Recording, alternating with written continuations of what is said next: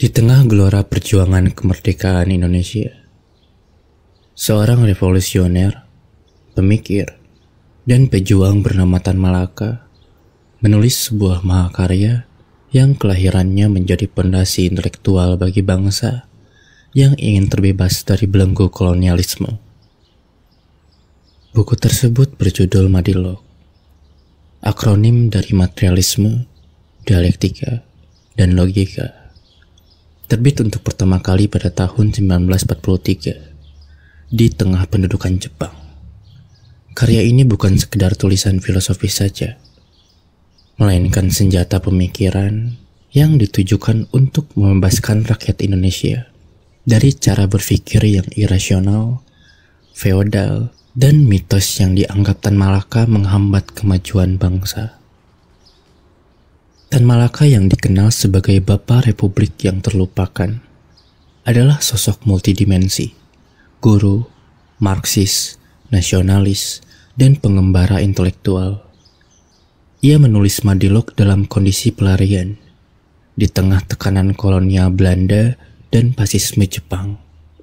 Buku ini lahir dari kegelisahannya melihat mentalitas bangsa yang terjebak dalam cara berpikir mistis dan feodal.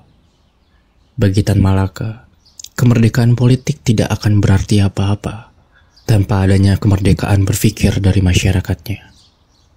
Inti dari pemikiran Madilog terbagi menjadi 3, yakni materialisme, dialektika, dan logika. Materialisme bagi Tan Malaka adalah menekankan bahwa pentingnya memahami realitas berdasarkan fakta konkret, bukan hanya dogma atau kepercayaan buta semata. Ia mengajak pembaca untuk melihat dunia melalui lensa pengetahuan dan bukti empiris. Dialektika diinspirasi oleh dialektika Hegel dan Marx. Tan Malaka mengadaptasinya ke konteks Indonesia.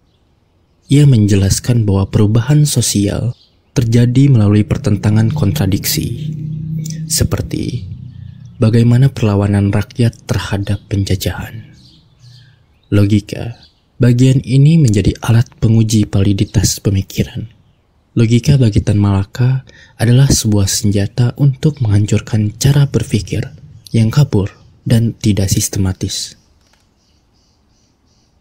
Tan Malaka mengecam keras mentalitas ilmu kebatinan dan kepercayaan tahayul yang menurutnya membuat rakyat pasrah pada nasib. Misalnya, ia mengkritik tentang pesugihan atau ritual mistis yang dianggap masyarakat menjadi solusi atas kemiskinan mereka. Padahal, akar dari masalahnya adalah ketimpangan struktural. Dengan tegas ia menyatakan, hanya dengan logika dan ilmu, kita bisa membedakan antara sebab dan akibat yang sebenarnya. Meski ditulis puluhan tahun lalu, Madilog tetap aktual di era hoax dan sekelumit banyaknya ironi yang terjadi saat ini.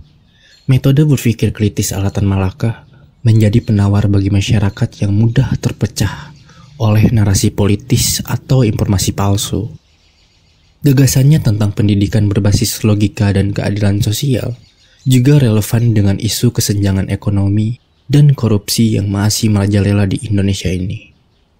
Madilog mungkin tidak sepopuler karya sastra klasik Indonesia lainnya, tetapi pengaruhnya dalam dunia pemikiran kritis tak bisa terbantahkan lagi.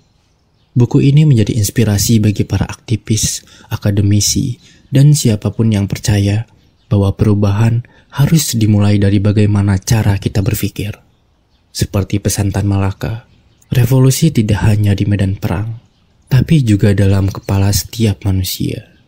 Hingga hari ini, Madilog tetap menjadi mercusuar yang mengingatkan kita bahwa kemerdekaan sejati adalah ketika akal dan hati nurani telah berdaulat.